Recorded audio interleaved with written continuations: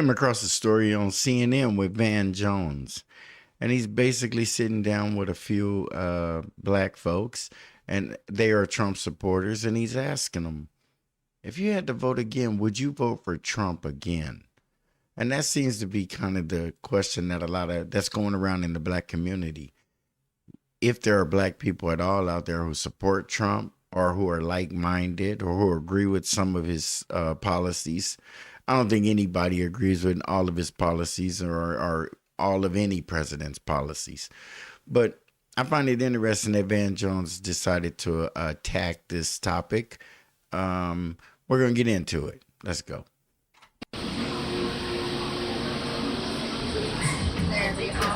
You do well. And here we are in South Carolina with 3 Trump voters. You weren't always a Republican. No. Actually, I come from a family that was like super Democratic. My first time voting, I voted Democrat. I voted for Joe Biden. What about Trump appealed? What he's saying is true for most of us. We come from strong Democratic backgrounds. It's something that our families pumped into us. And most of us, me being on the higher end of old, and most of you younger than me, have only been duplicating what your parents and grandparents did, and without a real clear understanding. That's why when people ask questions like that, most black people don't care why you vote for Trump. It's just the fact that he's been tainted, marked with the plague, and we're supposed to avoid him at all costs, just based on information that's being pumped into us by the Democratic Party. I personally believe that there's some benefits to Donald Trump's presidency, and I think that we need to pay attention to him and take advantage of him and not listen to what everybody else is saying. I find this conversation very interesting because none of these 3 do I agree with, except for the fact that they voted for Trump and they feel strong in that. I support the fact that that's who they wanted to vote for and that's who they voted for and were able to. But my thing is with these 3, they all over the place.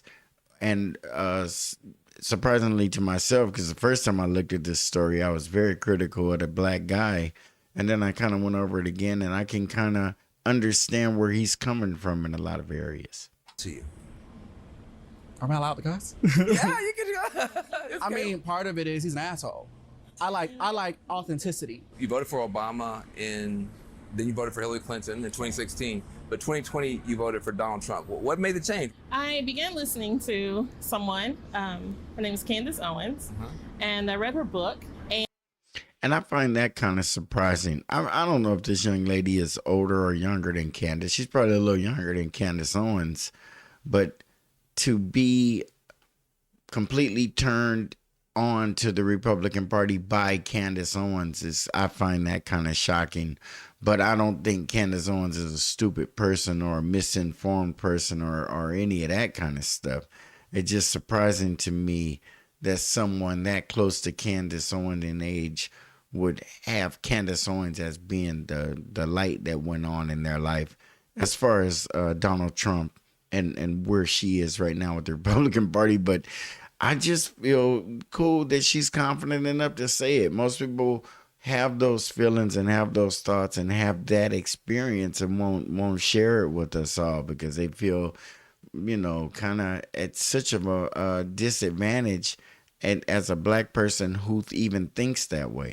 How difficult must that be, and how unfortunate that we as black people are beginning to apply pressure to other black people because Trump's presidency is getting worse. It ain't getting better. He's definitely going in an area that we all hope maybe he wouldn't, but if he does, it's going to turn some light bulbs on and some things that could happen shouldn't be happening.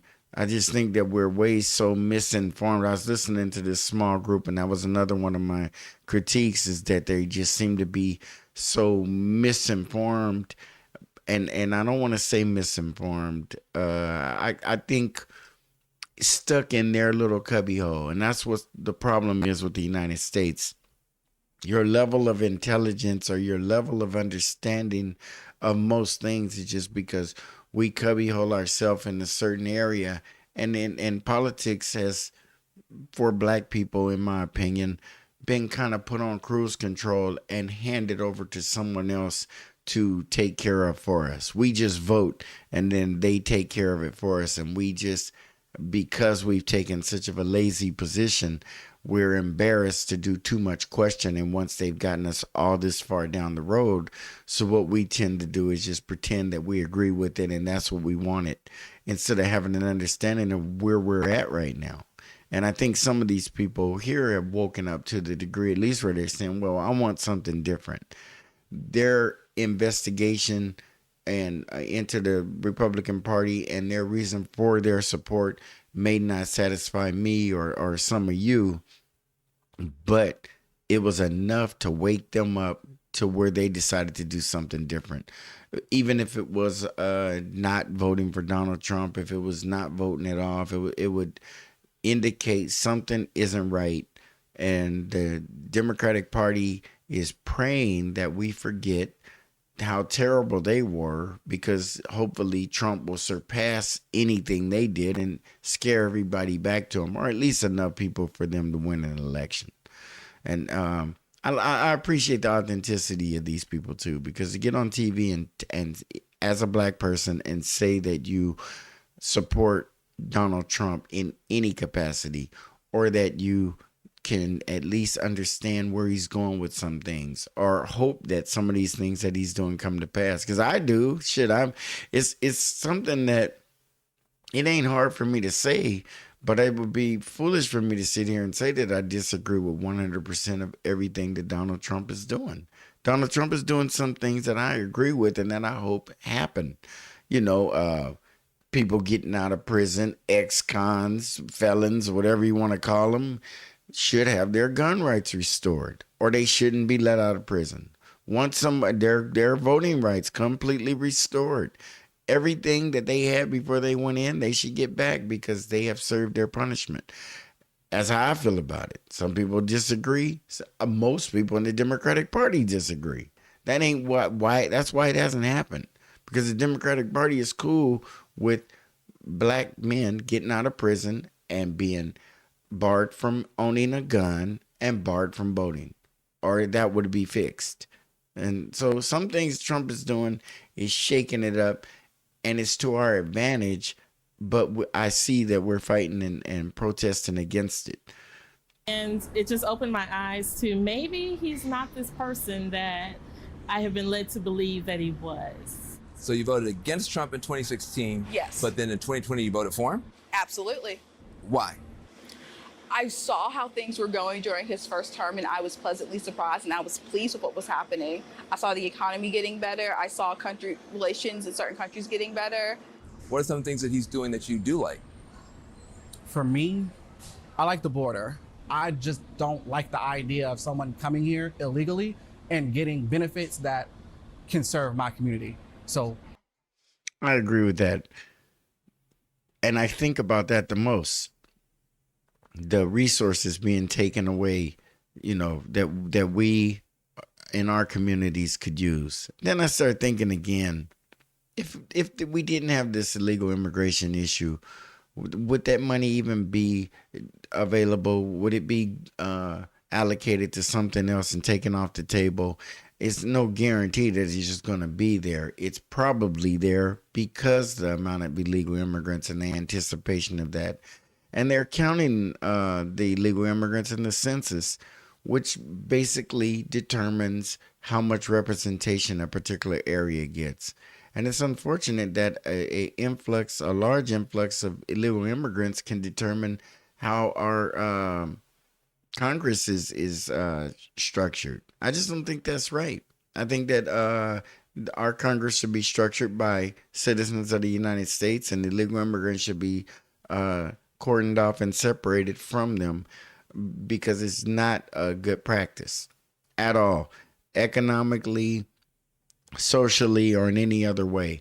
There are some perfect instances of that happening and working well for folks, but for the most part, is something we shouldn't be clamoring for. But I think the border bothers a lot of black men because of the way laws have been impressed upon us, that they don't give us any leeway with anything we do. You can get pulled over driving down there. Hey, do I smell weed in your car? No, sir, I don't smoke marijuana. I smell weed. Like, well, you don't mind if I search your car? No, I don't want you to search my car. But you said you weren't smoking weed, so why do you care if I smoke? What you got in there? You know, it's like, come on, man.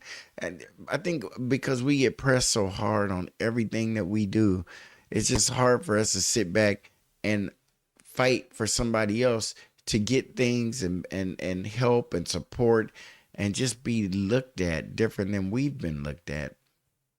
And we can be successful in their fight, but we can't be successful in our own fight. That's frustrating. And I see the frustration in him and in most black men who get that part.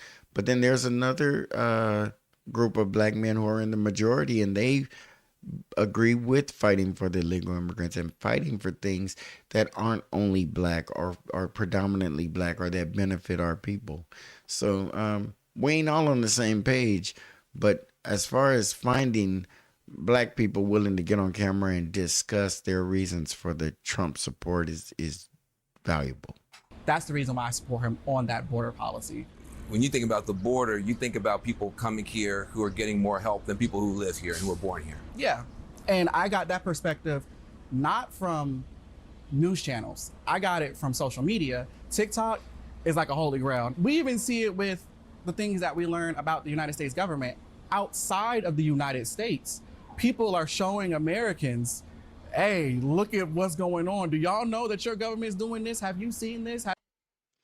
It's real unfortunate too that a social media platform of any of them would be a person's awakening moment. I believe that once you have a foundation and an understanding of anything, you look into any sources possible, and you should do that at any point. But just to believe that maybe looking at TikTok videos and a few popped up that had an educational value, obviously, but that just lets you know the value of our educational institutions in this country for certain people. You know, to think that it was sparked in some of these people in the most strange way and a way that's not normal, but at least it happened. But it just lets you know that the rubber ain't meeting the road when the education is put into play for black people. It just ain't happening for us. And that's where a lot more emphasis needs to be placed so that we can have an understanding that Harvard University is something that Donald Trump is attacking. And it ain't enough of us in Harvard University to be mad about that, and let him shake them down and let them understand that you are privileged. You are receiving money in this country that these SBCUs ain't receiving, and that a lot of these other colleges that are predominantly other races or other belief systems aren't getting. And we're going to tell you you're not going to get tax status or whatever Trump's beef is with those people, because I'm not really clear on what it is. It seemed like he just out of nowhere attacked them. But I can't be angry because Harvard has been enjoying so much money from the taxpaying citizens to make those kids elite, to make those kids special, to give those kids opportunities that most kids won't have. And it's only due to economics and the fact that the United States government is willing to give that kind of money to Harvard, but not to Howard. And it's kind of important that we care about that, even if all his policies don't make sense, because this one with Harvard don't make sense. But it is showing Harvard for being so goddamn privileged and expected that they're going to go to court and sue the government that you have to give me that money. We're a free entity and we can do whatever we want, but we want your money though, in order to do the things freely that we want. I don't know if they can do that. I don't know if these institutions can get away with that. And Harvard seems to be the one making the most noise, but they are the richest. They are the most privileged. And it just don't seem right for a college to think that they have the right to tell the government that you have to give me that money. And I have no conditions that I have to follow. If Trump has conditions and it's tied to that money and no other president ever has, that doesn't mean that Trump's wrong. It just means no other president tied no conditions to it, because they were all in with making Harvard the elite institution that it is, with no roadblocks, no stop signs, and no speed bumps. They got to do whatever they wanted to do with that money and grow that university and the people that came out of it. And it's really unfair to those who don't have access to schools like Harvard. It's really great for those who do, but imagine though what a uneven field you're on if you don't go to Harvard, if you don't have that opportunity or that access, or they don't take that same money and put it somewhere else so other people in the country who aren't the Harvard kids get to still enjoy research and development and financial backing on that type of level. Not Harvard, a different name, but the same level of opportunity. And that's what this country has been intentionally doing. And Trump is making it a conversation, and black people ain't getting in that conversation the right way. We're getting in that conversation on the Democrat side and fighting Trump and telling him to stop that. You leave those rich white kids alone. They need their tax exempt status, even though their parents are the richest in the country. That ain't right. And Trump is making a mistake by opening that up, but it's a mistake that can benefit us if we act appropriately. That's how I feel about it. Have you looked at it from this perspective? You know, people, when they think about a Trump voter, they usually think about like a white dude with like a red hat on and a pickup truck. And there you go. And that's Van Jones and the Democratic Party. They just want us to look at the Republicans and anybody who's MAGA or whatever Trump-based supporters are as being racist. He's just trying to just throw out that racist thing. And it goes deeper than that. It is a big part of it. But that ain't the driving thing behind MAGA. And the Democrats keep trying to make us believe it. And I got to be honest, it ain't the driving force behind, they're taking down Harriet Tubman's thing. They're doing this, they're doing that. Well, they seem to start talking about England and all this the stuff they stole from black people over the centuries if they care so much. It's just for this particular argument and to gain our support and make sure we don't go toward Donald Trump. And I don't think most black people ever will. I really don't see it. But if Donald Trump starts sitting down working out deals, we should. But if he don't sit down and invite us in or make it at least open to where we know that we're welcome going over there and talking to him about some issues that we may have, then, I don't know. He'll probably never get black support. But it doesn't mean that we shouldn't be paying attention and willing to go over there and talk to him on certain fronts about certain things that we can get done. And these people here, though, Van Jones and that MAGA red hat and the pickup truck kind of thing, that's what they want us to just to lower ourselves to anybody who said they MAGA. That just pops in your head. And everybody who's MAGA aren't going to burn a cross in your yard or break into the Capitol or whatever you guys have drawn in your head that MAGA people do. But there is a bad side to our Democratic Party. There's a bad side to the independents, and there's a bad side. The United States government is built on a foundation that is flawed. And nobody is willing to dig back down there and try to correct it or going forward do some things that are going to make it less impactful the things that happened in the past on some of us, make our lives a little more normal or normalized if that's even possible. And y'all are not that at all. So Donald Trump's team went in, they took down Harriet Tubman's picture for a quick minute. They're trying to knock out the black museums. What does that have to do with the price of eggs, and how does that impact? It don't have nothing to do with it. And they sweeping big. I believe it's some big moves going on up there. And I do believe if black things get caught up in that net, it ain't like they were over there picking things out, trying to care too much. Don't get me wrong. I don't believe that at all. But I don't think we should be worried about that. You cannot take those statues and those portraits and all that stuff down and make the Democrats happy, because that's that symbolic stuff that they like us to see in the backdrops of their photo shoots and in the inside of the buildings that our forefathers built for them, that they won't give us our just due. They won't even open up the ability for us to learn our history truthfully. And they're trying to trick us into believing that the MAGA folks are the racists in the country and the Democrats are not. And that's something that we need to stop doing and stop talking in those terms and stop allowing ourselves to be manipulated in that way. Like you. In some ways, it's a slap in the face. In other ways, I don't care. I care more about how I'm going to take care of my children. I don't think the average American cares about that.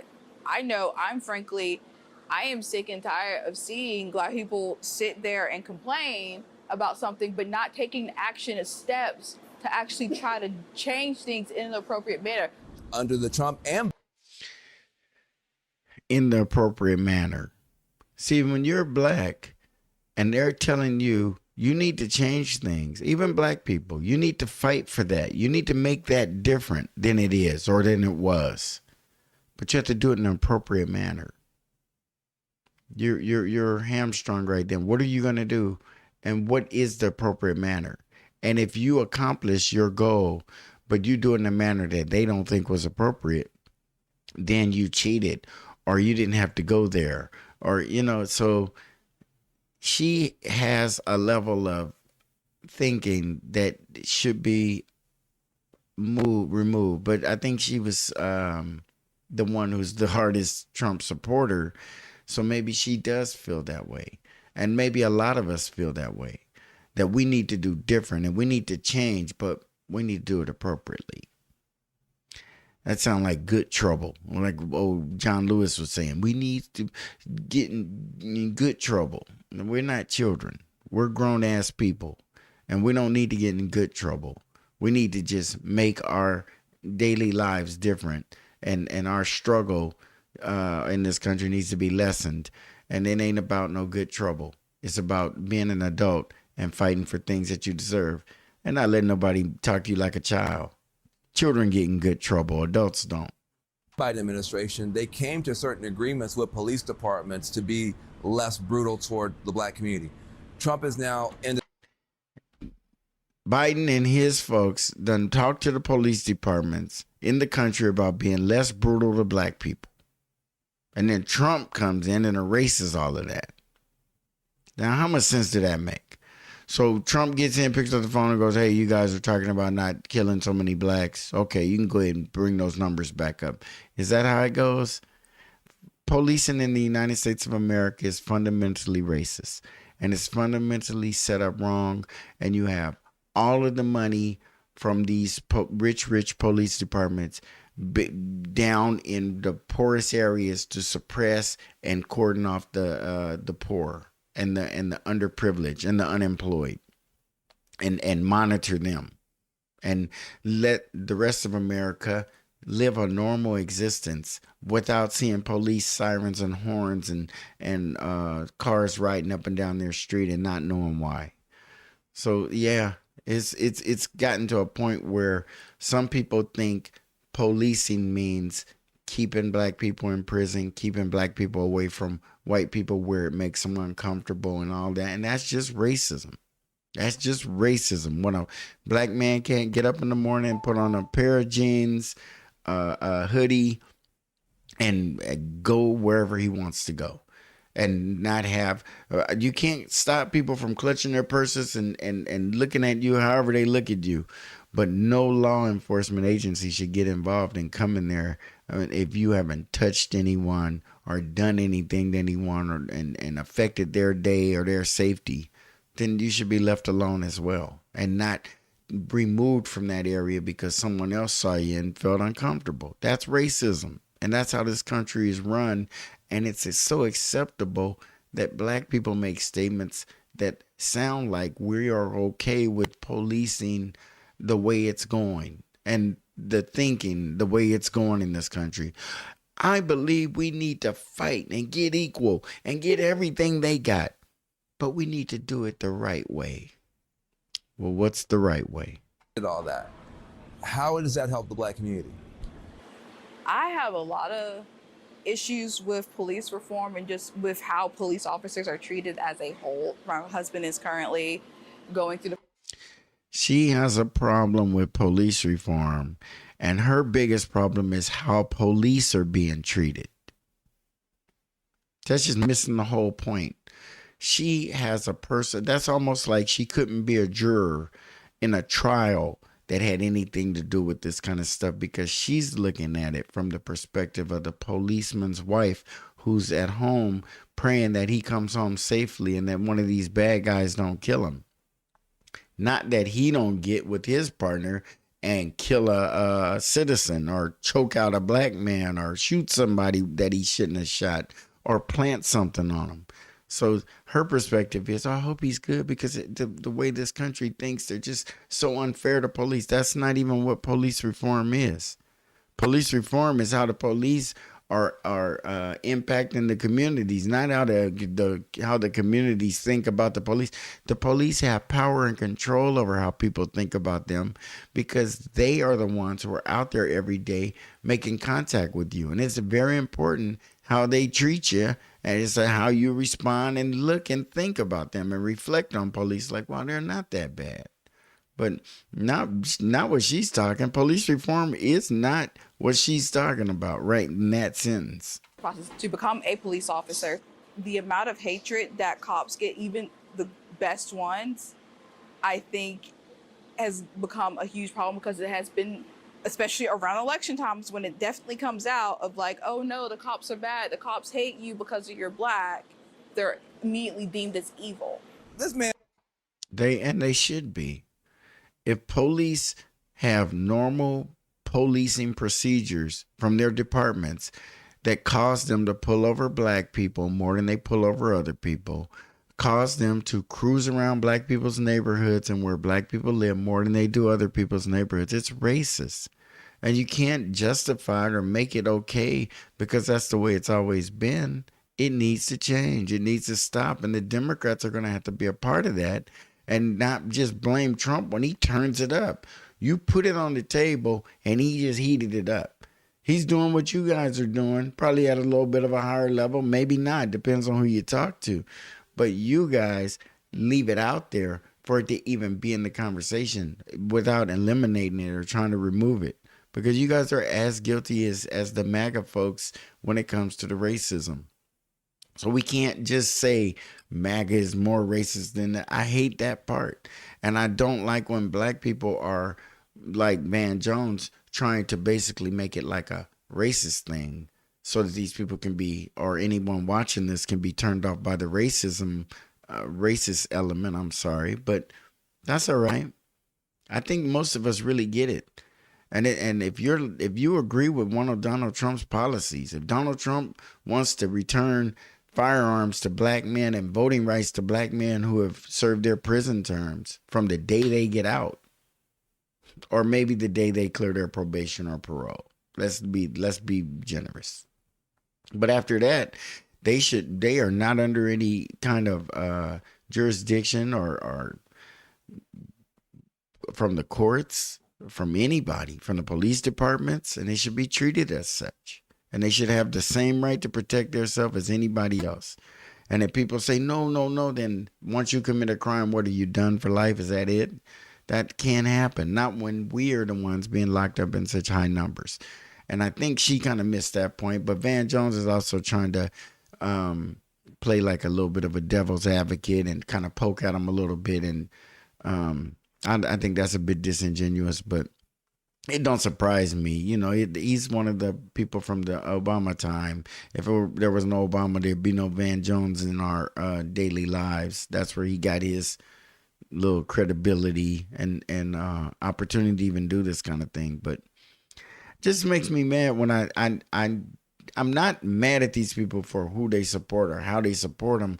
I'm a little mad at that. I don't believe that they're in some ways really as informed as they should be. And I still believe that their choice would probably be the same as it is. I'm not saying that they're just way off the mark, but I believe that in general, we're all kind of undereducated politically.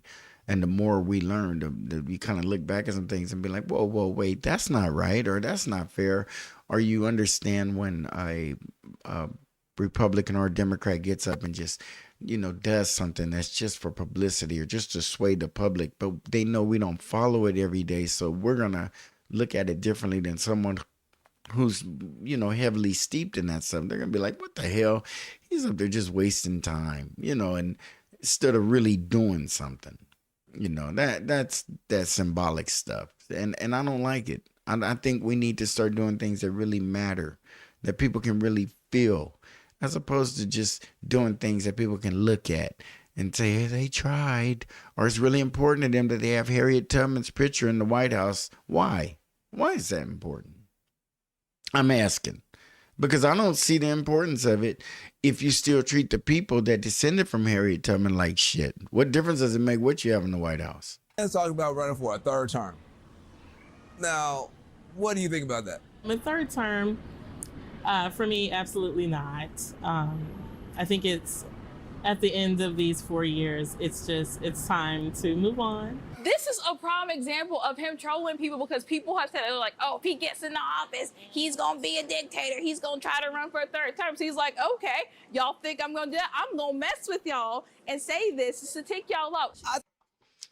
I don't know if he's playing. I really believe that if he can run a third term and get it, he will. And if, depending on how these midterms go, when the talk is going to either heat up or go away. If the Republicans increase the margins that they're in the majority, then it's a possibility he might start really talking about this stuff more seriously and not joking. And if the Republicans slide back and the Democrats step up a little bit and make the numbers even or move ahead, then yeah, he'll relinquish that thought. He'll be like, yeah, I was just joking with you. But there will come a time when there will be a president in these United States who will be so popular at the end of his second term and may have a supermajority and may really pursue it. It may happen. The thing is, it may be a president you like. It might be someone you really want to do 3 terms or 4 terms or be the president as long as they want to until they die. It might be someone who you feel is that good. But what about the people who don't? What about the people who feel exact opposite of how you feel? And this president is making everything right in your life, making all the economic bells and whistles go off. You just can't believe that a president could be this effective. And he wants to run another term. Would you be like against it? Would you be like, no, it's not fair.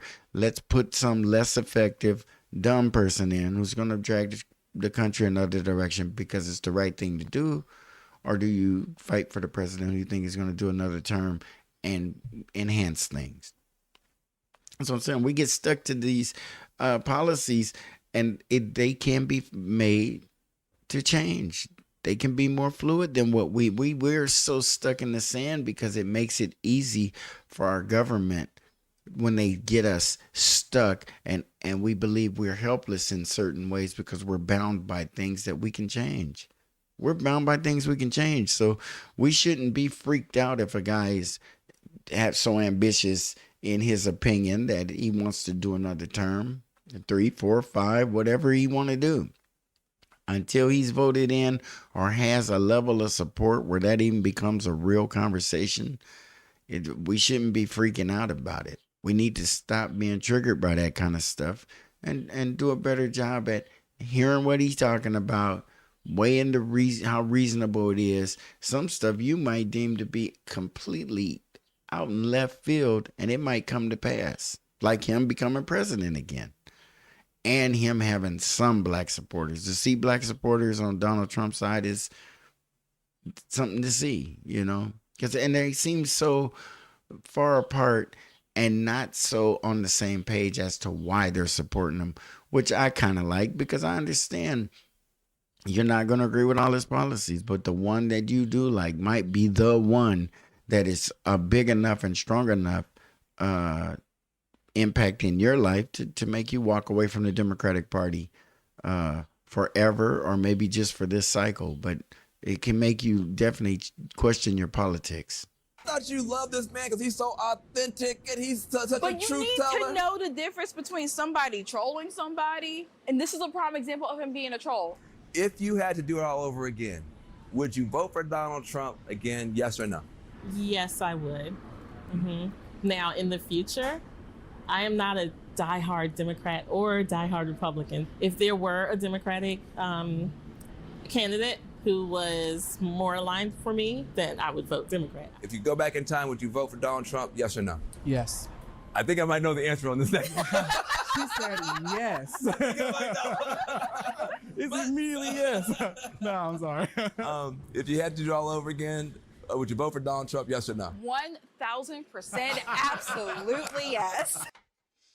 There it is.